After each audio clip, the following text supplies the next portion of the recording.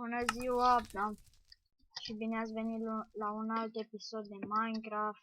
Aoleu.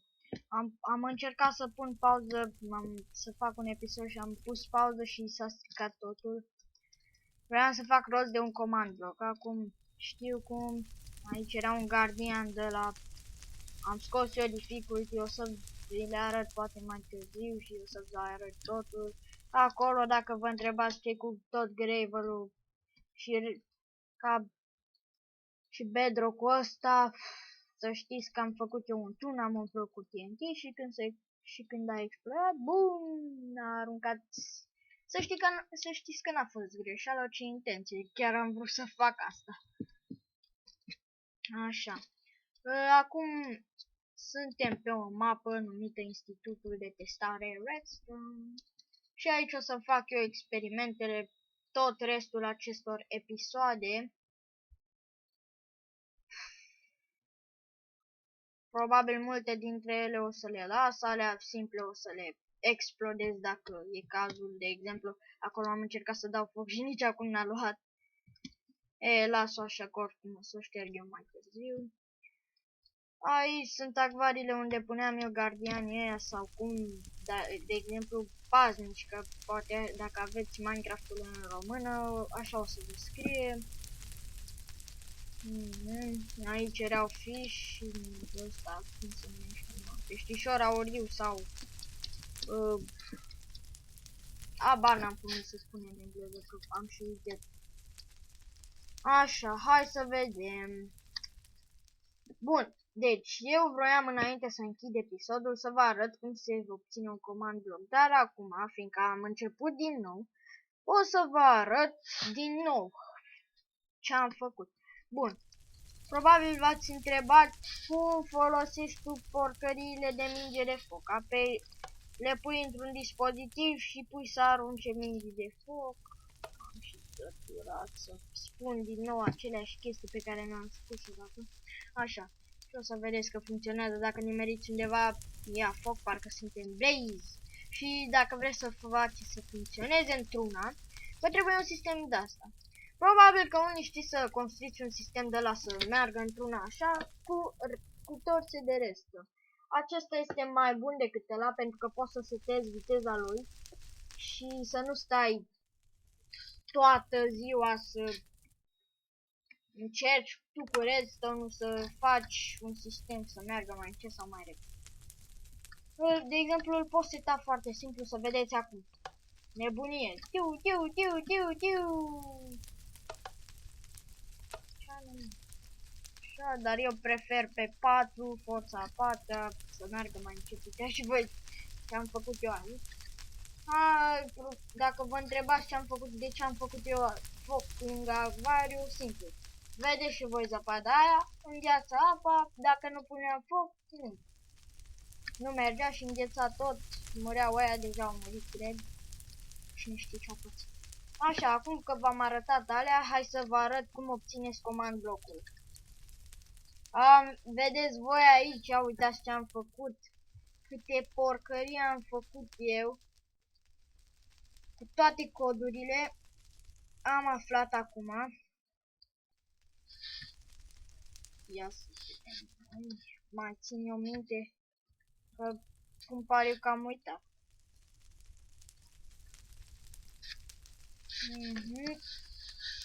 173, cred. What the fuck, am uitat așa de repede? What? Sau ia stai mă.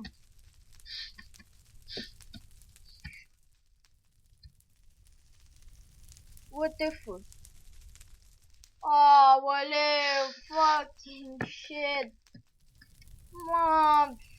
Mamă, am și uitat.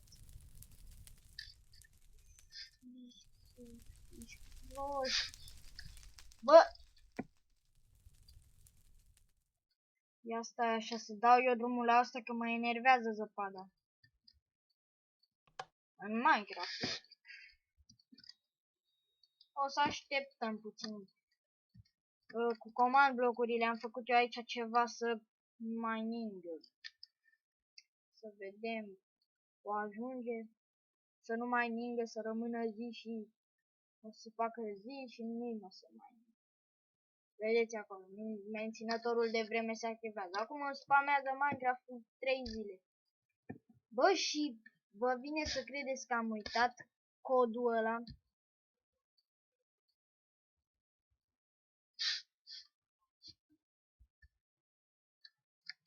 Să încerc așa.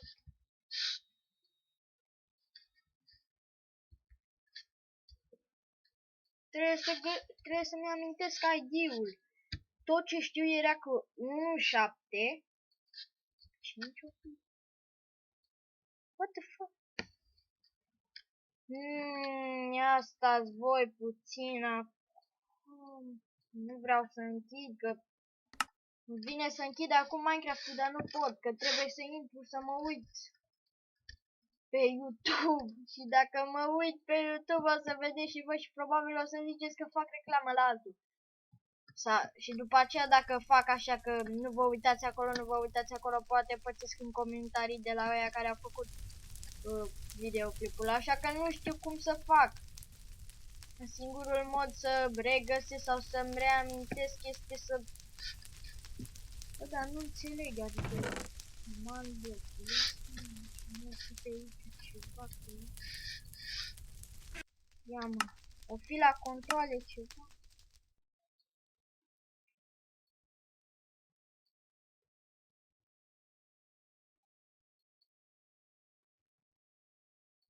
Stați puțin să...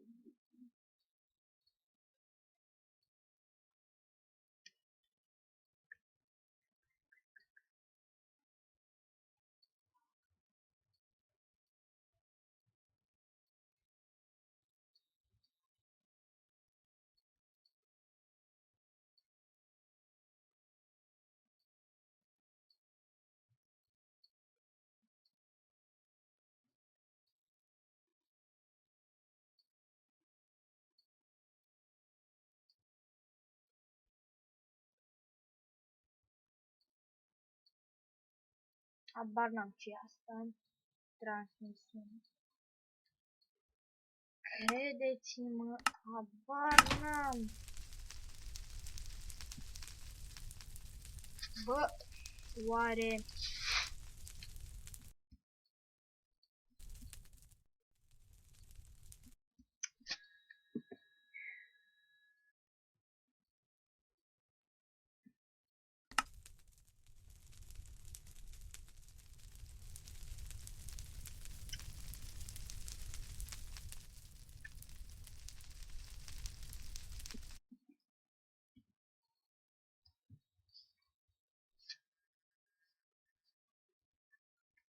Nu merge să dau o pauză.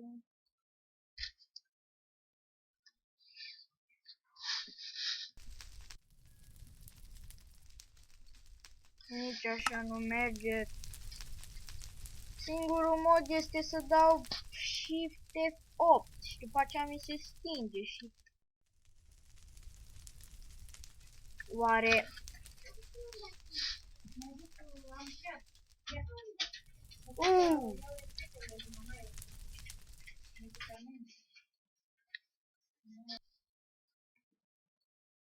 M-am întors în sfârșit, mi-am dat seama.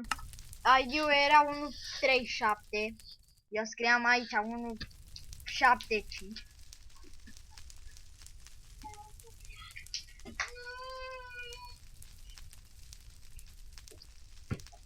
Așa. Deci 135.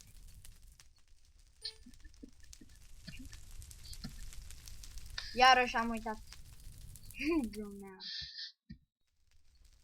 Aoleu!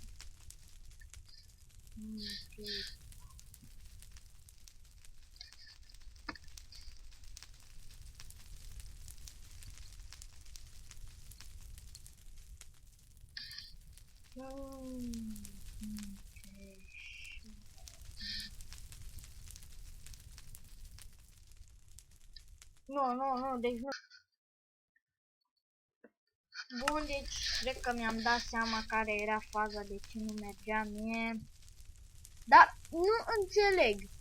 Deci, Am văzut că ID-ul este 137. Și nu știu de ce nu merge.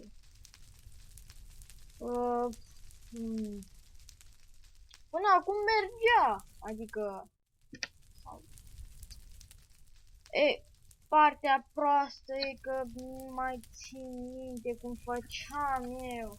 Deci luam command block-ul, dar poate în episodul viitor o să vă arăt și cum se face rost sau puteți să vă uitați la alții, dar totuși cui i-a plăcut episodul, dar nu cred, de fapt stai, nu o să închei, mai am încă 10 minute, deci încă putem să facem episodul, să vă mai arăt aici sistemul meu anti-ploaie, vânt și porcării și panoul meu de control dinăuntru. Asta e canalizare. Da, înainte de asta, în episodul trecut, trebuia să vă arăt cum făcea să urcați în sus cu porcăriile astea de, cum îi spune, de pâlni. Așa. Se poate cu dropper. Avem aici sistemul complet. V-am arătat sistemul acolo, am pus pauză de multe ori, probabil. Așa. Și avem aici un sistem. El conduce, hai să vă arăt cât de repede pot eu. Acesta e gunoiul. Hai să aruncăm beleată cu apă și să mergem cât de repede putem. Pentru că nu știm când o să apară. Trebuie să vină că e pe drum. Cred că trebuie să vină. Oricum trebuie să fim atenți pentru că niciodată nu știm când. M-am săturat. Nu știu, dar sistemul funcționează, adică am testat, funcționează.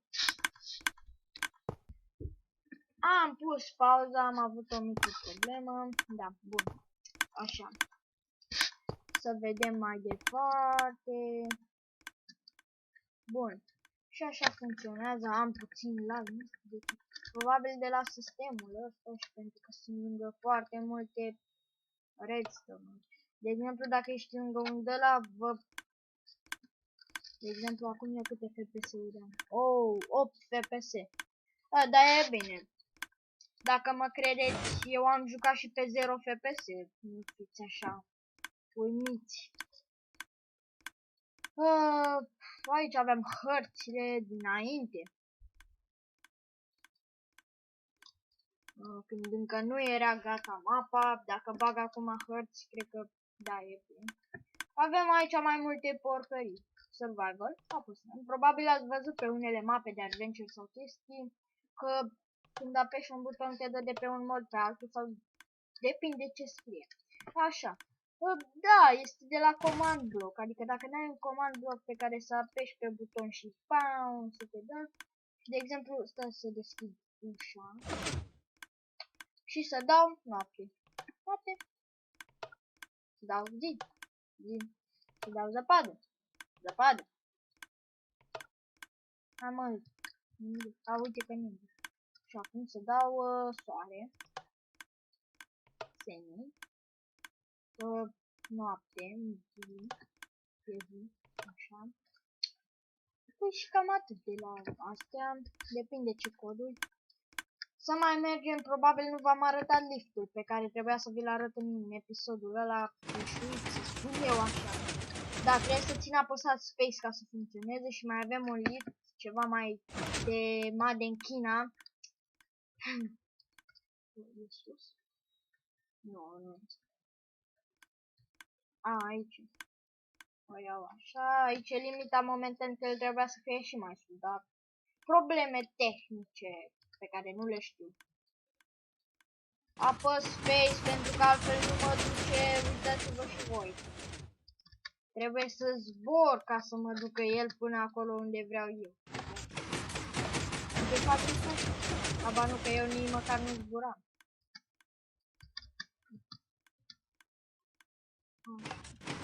Acum mă duce.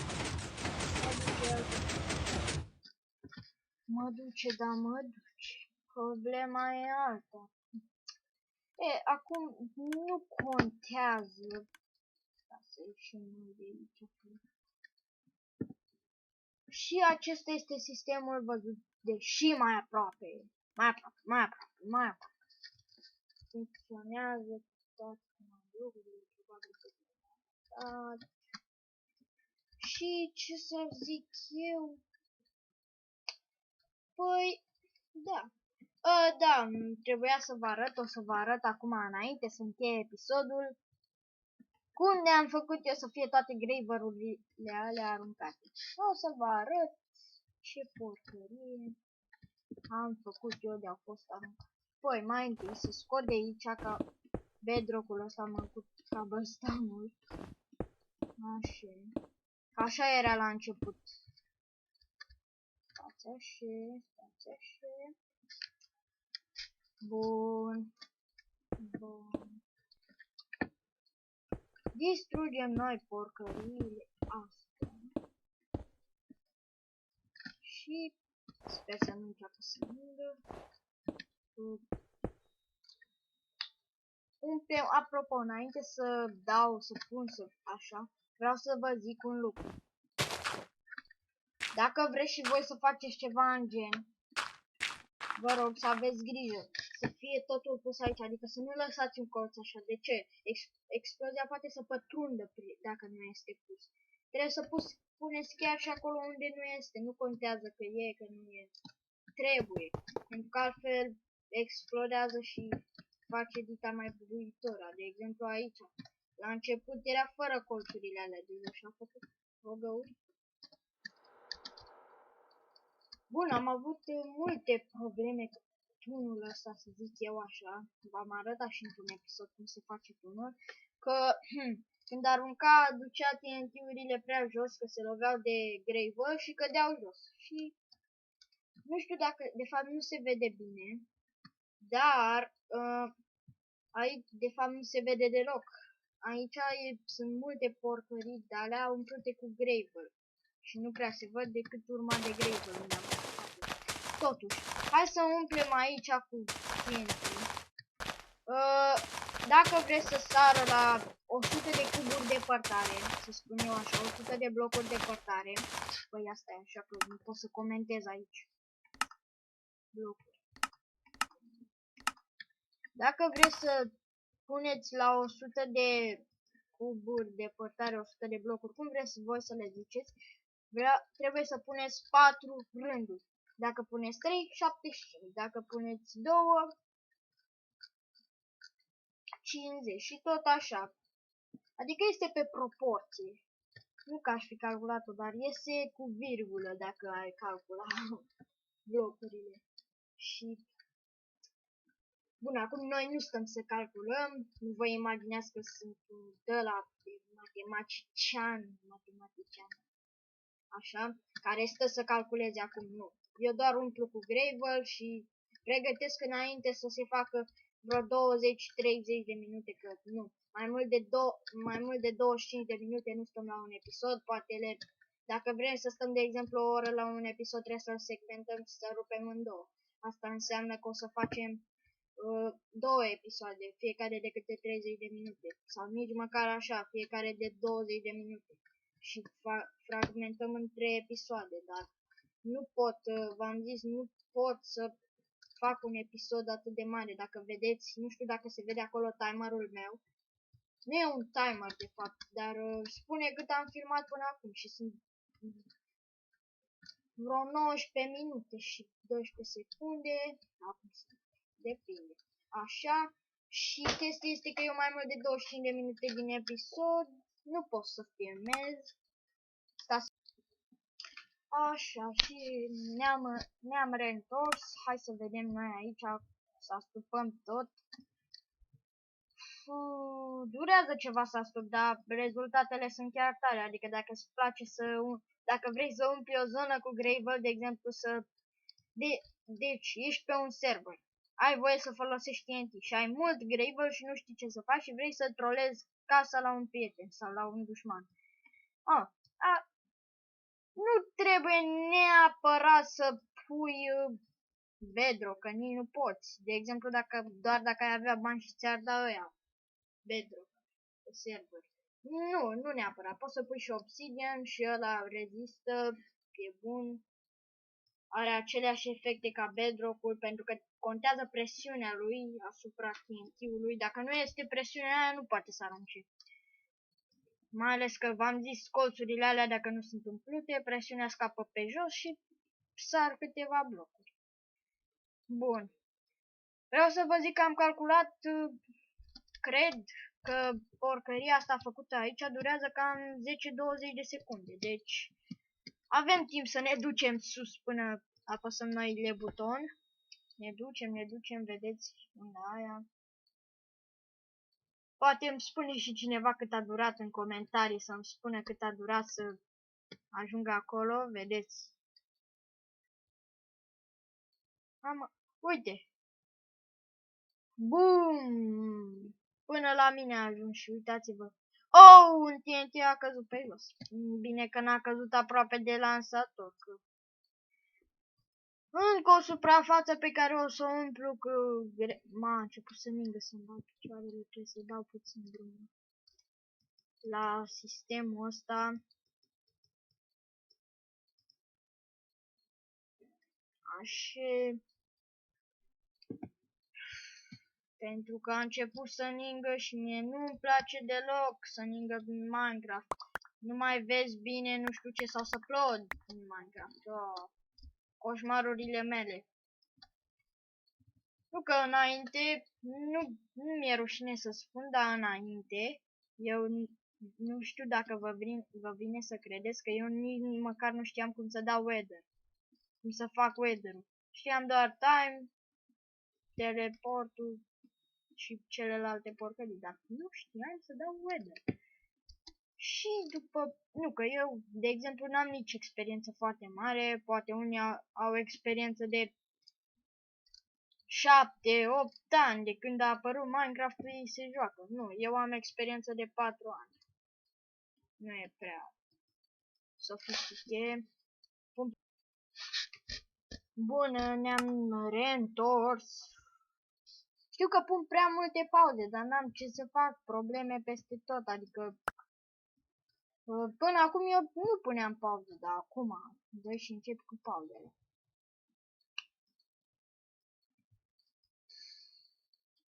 Bun.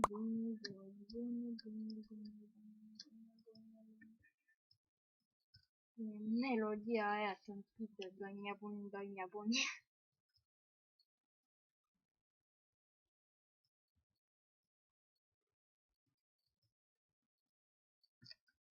Și hai să facem aici, că ce mă enervează.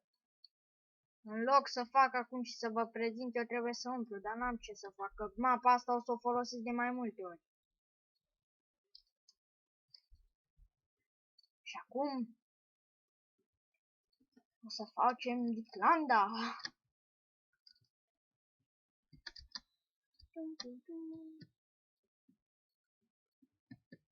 Bun. Păi și cam atât cu episodul, deja sunt 23 de minute, deci am filmat destul. Cam atât cu episodul de azi și vă rog să-mi scrieți la comentarii dacă poate mai aflu și eu ceva nou, să mai fac episoade și să-mi scrieți la comentarii și să-mi dați like-uri pentru cui îi place, cui nu.